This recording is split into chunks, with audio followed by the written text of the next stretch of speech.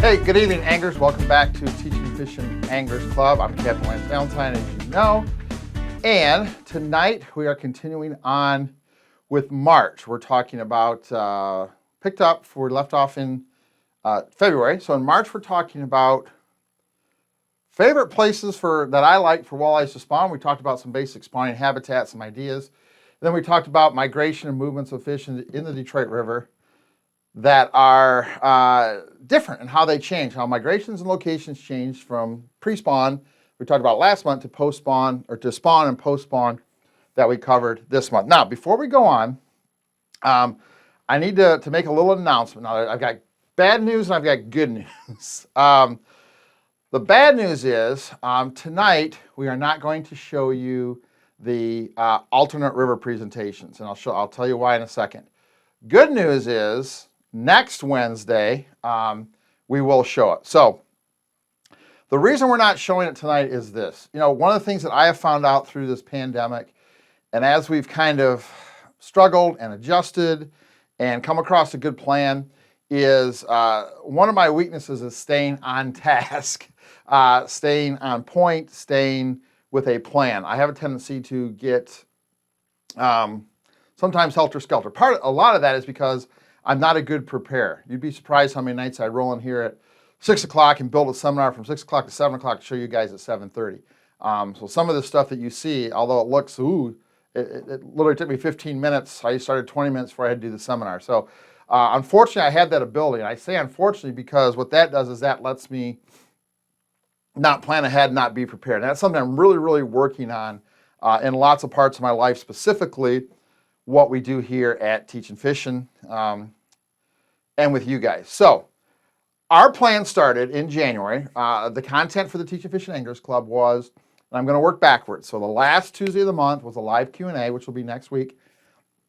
Tuesday before that was what we call a Cliff Note piece of content. And then the first piece of content you guys got, or 2 weeks before the live Q&A, was going to be our workshop. Now, the workshop was designed to be 20 to 30 minutes. We went almost an hour with this seminar last week. That's okay. It's a pretty exciting seminar. You saw how fired up I got. This week, as we stay on schedule, should be a Cliff Note. If you remember back to high school, a Cliff Note is just a brief overview of something you've already read or studied to get you ready basically for a test. So next week is our test, our live Q&A. So this week we're going to go over the bullet points and the high points and some of the areas that maybe you might have missed that I want you to really study up on for next week's live Q&A on Tuesday. Then next Wednesday, after the Q&A, you guys will get the alternate river presentations workshop, which is actually pretty darn awesome. I'm doing that. It's my fault for telling you about that we were going to do the alternate river presentation tonight. That's my fault, 100%. We need to stay on task with our format that we've created, because if not, who knows what happens, right? We've got things built in. We've got ads built in. Mike has a schedule built in. He's got an idea of how things are going to run and how to promote it. And when I mess that up, it messes up a whole big giant system. So this is no longer me going to a place and doing a seminar, and that's just what it is. What I do here behind this desk that gets put on SD card, gets recorded, and Mike turns into a finished product is very important, not just a standalone, but in the big scheme of things. And I kind of wandered away from that because I was so excited last week to get things done. So this week is going to be Cliff Notes. I'm going to spend a few minutes going through some of the high points of last week's seminar. So if you missed it, we're going to hit some of the high points. If you saw it, we're going to hit some of the high points. And I really want you guys to engage next Tuesday. That's the biggest problem I'm having with creating all this content, is it's really hard to get guys to engage at the live Q&A. So when I sit there for the first 20 minutes of the live Q&A and nobody says anything, I'm like, well, why do I create all this content, right? So that's the plan. The first piece of content you guys are getting, the Anglers Club, is going to be a hardcore workshop, 20 to 30 minutes, sometimes a little bit longer if I get a little crazy. The next week will be a bullet point Cliff Note version of what I taught you. And then the next week will be a live Q&A to cover that. And then we will come back with what we're going to call special workshops or bonus content. Remember, this month you guys got a lot of bonus content. You got the first, because we had 5 weeks, so the first week of March, you guys got the whole Lower River DVD for free. That's usually a $25 product that we sell. So you guys got a lot of bonus content. You're going to get more bonus content next Wednesday. March is a pretty full month. It's pretty intense. In April, we're going to go back to our original schedule. So I apologize for that. Good news is you're going to get to see it. It's just going to be a week later. The real good news is I'm staying on task, and that's important for me. It's important for the crew I work with. It's important for us growing as a group. It's important for you guys to understand what's coming each week. So I apologize for getting off topic. So now I'm going to get back on topic, and we are going to cover the bullet points, or the Cliff Notes version of what we talked about last week and what our topic for next week's Q&A. That's so important, guys. The more people that, I'm going to tell you this from the bottom of my heart before I go on. The more of you that participate in the live Q&A, and the better questions you ask, and the more you converse with me, the more excited I get about creating a seminar. Because if I'm just going to do a seminar and that's all, and then you guys are going to watch it and disappear, it's really not exciting to create content. I want to create content that creates questions, that creates a buzz, that creates conversations. Maybe you go, Lance, I think you're wrong. Okay, I'm okay with that. Let's talk about that. So the participation in the live Q&A is honestly what drives me to do better content for you guys. So let's do the bullet points tonight. Let's do the live Q&A next week. Get a lot of people there. Let's get active. Okay, so last week we talked about migrations and movements, spawn and post-spawn. Different than we talked about in February, which was pre-spawn. So again, just some bullet points we covered in that seminar. We covered where do walleye spawn? How long do fish, let me get that to go. Oh, there we go. Boop. Where do walleye spawn? How long do fish stay in the river after they spawn? What's the post-spawn disbursement? Remember, all these things are a little bit different than we talked about last month in pre-spawn. So if you haven't seen this seminar, as we go through these Cliff Notes, you can go back and watch it. Go to Teaching Fishing Anglers Club, click on the videos, and you'll be able to see this seminar and watch it. So we talked about these three different things. Where do walleye spawn? How long do fish stay in the river? And how do they disperse after they spawn? How do they move throughout the river? How are the locations different? And how is their movement up and down the river different? Pretty important stuff because it's a whole lot different than pre-spawn. Then we talked about some of my favorite spawning areas from Trenton to the Ambassador Bridge.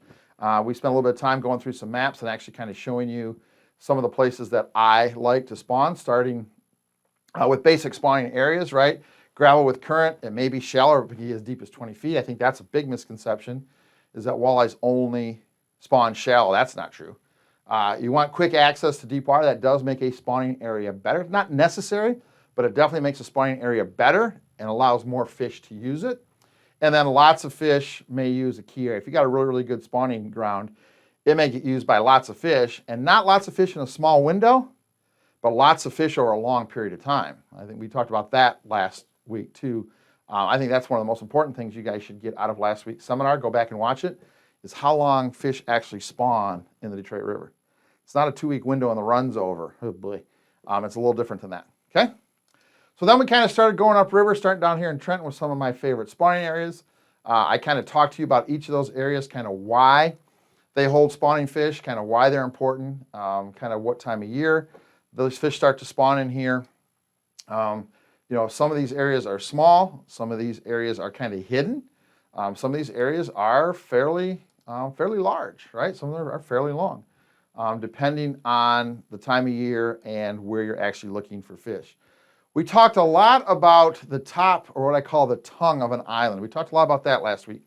Why the tongues of islands are attractive. And in Detroit River, I don't know an island in Detroit that doesn't have a tongue on the top of it with the, let me say it this way. Every island that I know of in the Detroit River has a tongue. We call that a tongue, because it looks like a tongue. Has a tongue in the front and has spawning habitat, gravel on it. I don't know a single island that doesn't have a tongue on the top in the Detroit River. That's pretty cool. So we talked about that. I would expect some questions about, you know, what is a tongue and how does it work, and I would expect some questions about that kind of layout, because it is pretty important to understand. Okay. We talked about slackwater areas at the backside of islands. We talked about, again, slackwater areas and tongues at the top of islands. We kind of went into detail a little bit about what those were, how to find them, and how fish actually use them. Then we moved upriver a little bit towards Mud Island. Again, another tongue area. You can see another slackwater area at the back of an island. It's just over and over and over again. Look at, and if you guys, I know we have a lot of guys in the Anglers Club now. who are not from Michigan, don't fish Detroit River, doesn't matter. Get out your river map for whatever river you fish, or go to navionics.com, look at the chart viewer for the river you fish. I guarantee you've got these same exact areas. I don't care if you're fishing the Flint River here in Michigan, that's, some places you can actually jump across. And it's, a deep water hole is 8 feet deep. It's the same stuff. It applies. I don't care if it's the Mississippi River, or the Missouri River, the Minnesota River, the Ohio River, the Chattahoochee River, the White River down in Arkansas. I don't care. This stuff all applies. So even though we're talking about specific Detroit River spots, if you guys are watching and don't fish Detroit River, or maybe you fish the St. Clair River and you want to learn how to fish the St. Clair River better, all of this applies. It applies on the AuSable River. It applies on the Manistee River. Look at some of the areas we're catching walleyes in, and you'll realize that they're pretty good steelhead spots. Fishing and rivers do the same thing. So understand that even though we're talking specifically about Detroit River spots, guys, if you're a river fisherman, get out your map, find spots just like this. I guarantee you, your river has spots just like this, okay? We talked about some of the spots up by the steel mill and why this area is a really, really good spawning spot most of the year. We showed you a tool that we show you a lot of times, and I just don't think guys get it. I don't know how to make this any better. We talked about hard bottom being important for spawning. I showed you those areas on a map. You can see my circle right here. You can see my circle right, or my oval right here. And look what happens on the CMAP Genesis. This dark red, hard bottom, hard bottom, hard bottom, hard bottom, hard bottom, hard bottom. Here's the top of grass island that we showed you. Hard bottom. All the places we told you hold fish, the tongue at the top of fighting line, hard bottom. When you combine it with a tool that you can get very inexpensively, you can find these spawning areas, these hard bottom areas, on a place you've never been before very, very quickly just by using the tools that are available. We talked about that a little bit. Then we continue to kind of move upriver. Two Rocks area, we talked about some of these spots. So again, if you didn't see the seminar, be sure you go back and check it out. And again, we talked about a little further north of Two Rocks, Army Corps of Engineers. And again, we showed you where these spots we just showed you are great spawning areas have hard bottom. I can't make it any easier than that. Okay, we talked a little bit about migration, location changes, post-spawn through dispersal. We hit on a few things there, that after spawn, fish will start to locate more on flats. That's a big deal. Whereas pre-spawn, we were more break-oriented, top of the break, bottom of the break. As fish get into post-spawn, and the further they go into post-spawn, the more they start to spread out on flats. And they may be 8-foot flats, they may be 20-foot flats, maybe 30-foot flats, but they like a lot of the same depth around them. They're not sitting on breaks. Whereas pre-spawn, they want to be, hey, if 8's good, I want to be in 8. If it's 30's good, I want to be in 30 right now. After spawn, post-spawn, they go, hey, it's perfect in 25. They want to find a whole bunch of 25. So you should look for different things on your map and on your sonar. They're looking for flats because flats are easier for fish to feed on. And again, shallow as 5, as deep as 30. Again, something else we covered in detail in the seminar last week. This should be a good question. There should be a lot of questions about this location change. Locations of migration, post-spawn fish will begin to move more every day. I think that's important. Pre-spawn is usually one way. The fish come from Erie to the river or from St. Clair down the river. Once they're post-spawn, these fish will go every direction. You may have a fish that comes up from Erie, spawn in Detroit, go all the way through St. Clair, maybe end up in Lake Huron, Saginaw Bay for the summer and come back. You may have a fish that came from St. Clair, came down to spawn in Detroit River. So this is kind of cool. Swims all the way over to Erie, Pennsylvania in the summertime. It's not a one-way deal like it is pre-spawn. Pre-spawn is usually from the lake that they're living in, either up from Erie or down from St. Clair to spawn, and then once that happens, wherever the bait is and however the bait starts to disperse, fish will follow. They're not home bodies like steelhead or salmon. When post-spawn fish find a comfortable place and the food stays, the fish will stay. We talked about how long the fishing stays good in Detroit River. And look at guys, you can go down and do what we do with a few changes that we'll cover next Wednesday in the alternate presentation. You can do what we do till July 4th.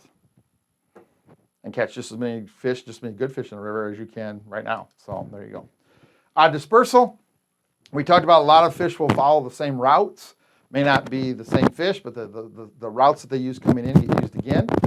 Shallow edges become a big deal. And again, fish may not return to the same place they come from. All kind of important details that we dug into deep in the workshop, and hopefully we can dig into it next week in the Q&A. We showed you this dispersal map. And how fish actually come into the river a lot earlier than people think.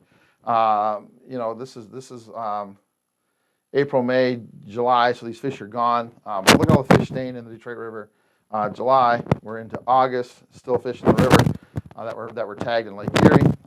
We're into September. We're into October. We're into November. Now watch how many fish start coming in November. These fish don't just come in the springtime, guys. So here we are. We're December. A whole rush of fish already coming to Detroit. So if you think this is a 3-week window run, you're wrong. Dispersal shows us that. Okay? So those are all kind of things that we covered last week in our post-spawn dispersal and movement workshop. If you haven't seen that, go back and watch it. Hopefully these bullet points I want you to kind of see some of the things that I want to discuss next Tuesday for the live Q&A. So please go back and look at last week's seminar, check it out, watch it again. And when you show up next Tuesday for the live Q&A, bring this, right? Bring your Detroit River map. There may be some spots in there you may want to ask me specific questions about specific spots. And if you can tell me on the map, the Fishing Hotspots map, there's a couple different ones, a couple different colors, but they're all the same. If you show me on the map or tell me on the map where you're looking, I'd be more than happy to kind of cover an area with you next week on the live Q&A. Okay? All right, so that's where we're at. That is our Cliff Note seminar for the month of March. And that's how things are going to go. Let me back up again. So the last Tuesday of the month is a live Q&A. The Tuesday before that is a Cliff Note seminar, a quick recap of our subject for that month. And the week before that, sometimes it'll be the second Tuesday, sometimes it'll be the third, but we always do Q&A on the last Tuesday. Okay, and the Tuesday before that is the bullet point. Tuesday before that is the workshop, and that workshop is a deep dig into a pretty wide subject. The bullet points and the Cliff Notes, the second week of content for you guys, narrows it down to just things you need to really understand. And then the last week we talk about, we do a live Q&A and get you guys dialed in. Okay, so remember, next Tuesday, live Q&A on this. Next Wednesday, you're going to get as a bonus. I think it almost runs 20 minutes. It's about halfway between. It's about 16 and a half, 17 minutes on alternate presentations. So you guys got a lot of bonus content this month. You got the Lower Detroit River DVD first week of this month, and you're getting next Wednesday, the last Wednesday of March, you're getting the alternate river presentations. Lots of content for you guys. Okay. All right. Thank you for your time. Appreciate you guys joining. I can't wait to see you next week at the Q&A. Please tell your friends. A couple of you guys have shared what we've done. I know after we did the seminar last week, a couple of guys shared. Guys, I need you guys to promote how cool the Tizian Fishing Anglers Club is. The more people we get, the more people that are here, the more people that become members, the more we can do.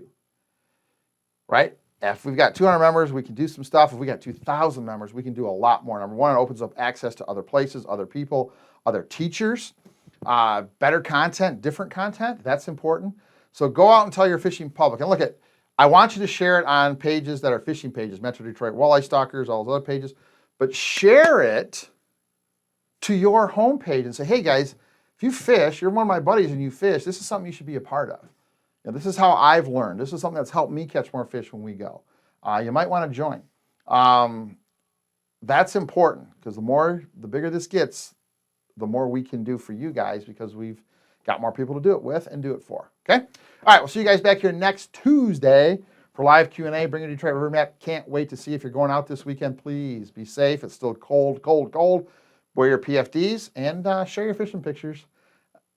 Most importantly, your float pan and your fishing report. Share those, but also share your fishing pictures. All right, guys, we'll see you back here next week, next Tuesday at the Tizian Fishing Anglers Club as we go live Q&A on post-spawn walleye locations, movements, and dispersion. Thanks, guys.